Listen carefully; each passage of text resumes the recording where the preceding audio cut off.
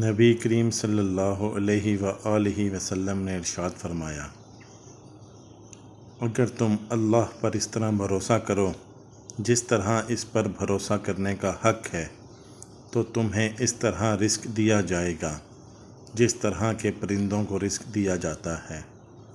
وہ صبح خالی پیٹ نکلتے ہیں اور شام کو پیٹ بھر کر واپس لوٹتے ہیں۔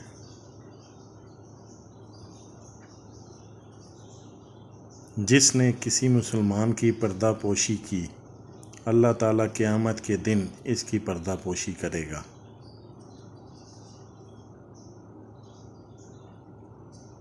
نبی کریم صلی اللہ علیہ وآلہ وسلم نے ارشاد فرمایا، تم اللہ تعالیٰ سے ایسی حالت میں دعا کیا کرو کہ تم قبولیت کا یقین رکھا کرو اور یہ جان رکھو کہ اللہ تعالیٰ غفلت سے بھرے دل سے دعا قبول نہیں کرتا۔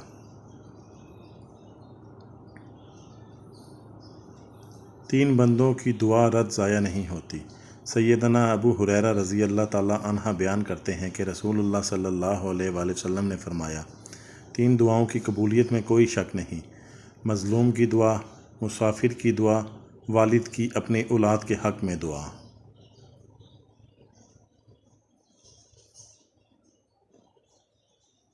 نبی کریم صلی اللہ علیہ وآلہ وسلم نے ارشاد فرمایا، موت کی آرزو مت کرو، اگر تم نیک ہو تو شاید زیادہ نیکی کر سکو، اور اگر بدکار ہو تو اللہ کو راضی کر سکو۔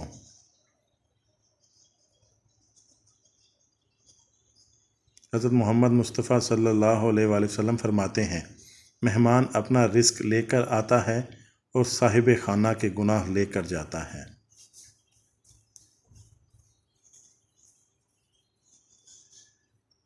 ویڈیو کو زیادہ سے زیادہ شیئر کریں تاکہ زیادہ سے زیادہ لوگ نیکی کی طرف راغب ہوں۔